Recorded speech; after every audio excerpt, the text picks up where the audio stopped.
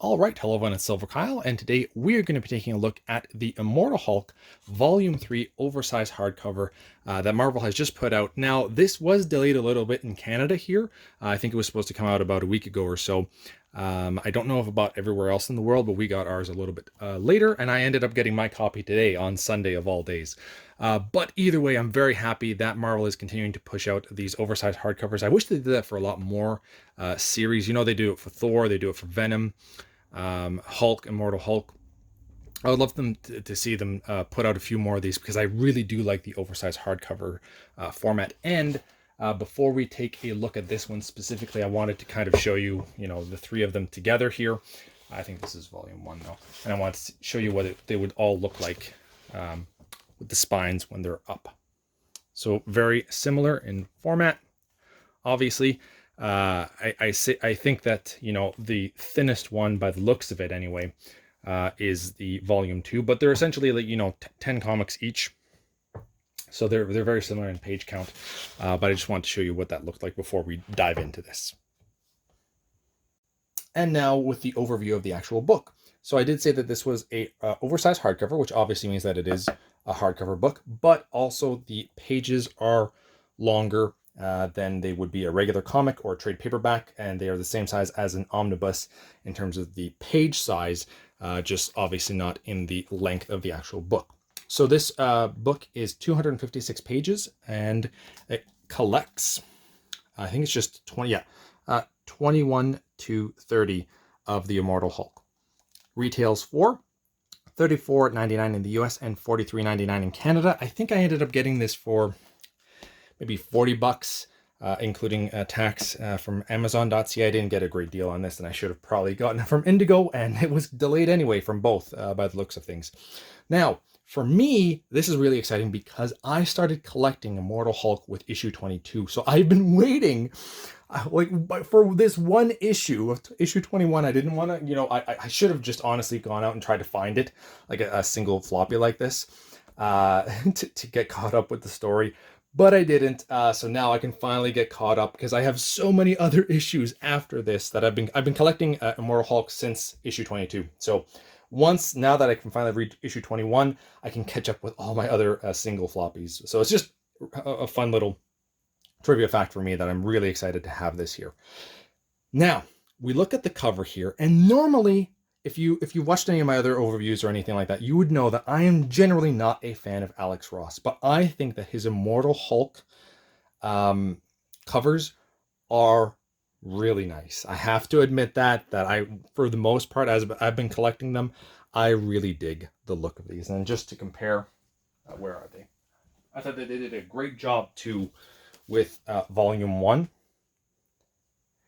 and volume 2, which are actual covers from the books themselves. And what we're going to do is, because I have issue 22, we can compare what they look like on the inside. That's another issue as well, I believe. So the flaps.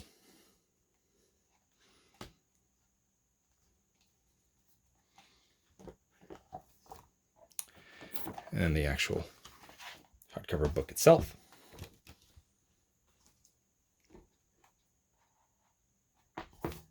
Not as much of a fan of this. I do like the front a lot more. Still kind of cool. Now, what I will say for a oversized hardcover, because we are getting glued, because it's just, they're not going to go with sewn binding here. At least I don't think they went with sewn binding. Actually, I should have checked that out. We'll check that out in a second. I don't think that they did.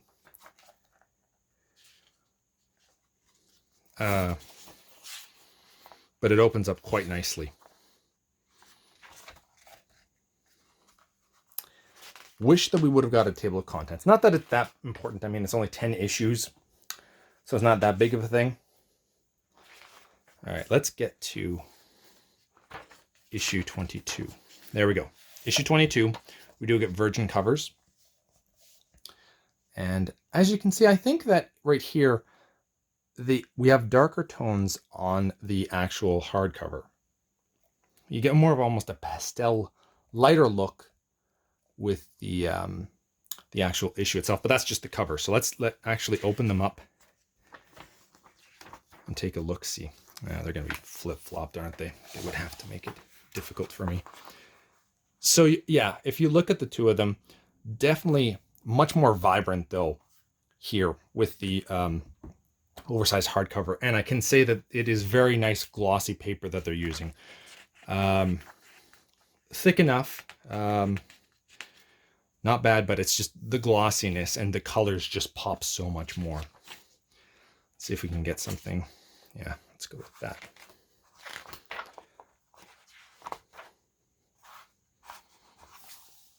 You can really see the difference there.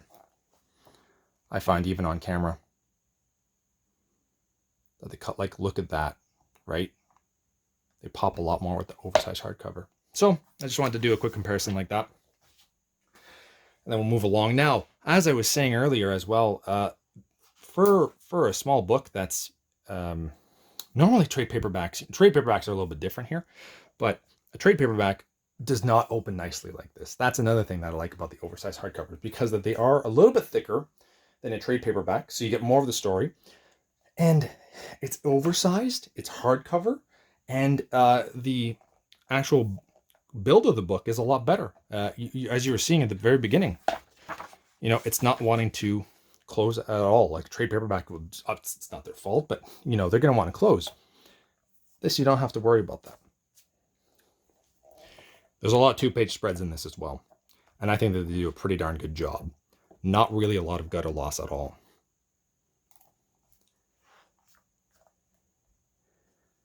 A little bit here. No, that's not really one. Is it? Yeah, it is. Is it? No, it's not. There's the image from the back of the book.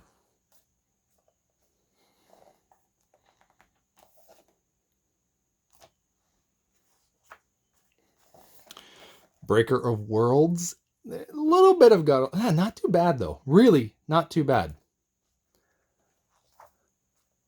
There's the same image from the actual hardcover.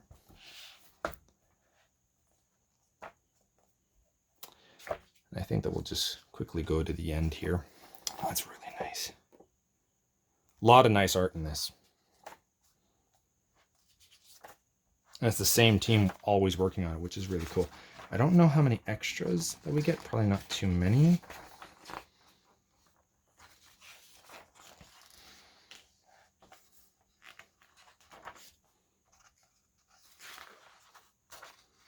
And then we'll just take a look at the spine, because that's always fun to do.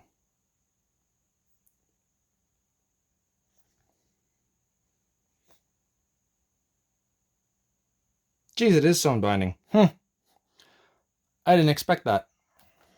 Maybe that's why it's so nice. Yeah, wow. I did not expect that at all. Huh. Cool. But there's not going to be an eye because it's not big enough. But as you can see, it doesn't even need it. They did a really good job for the most part with this. I'm really, really impressed with it. So there you have it. The Immortal Hulk, Volume 3, oversized hardcover. Let me know in the comments below if you've been reading this and if I'm going to really enjoy Volume 3. So thank you all for watching again. You have been bearded in Beardage.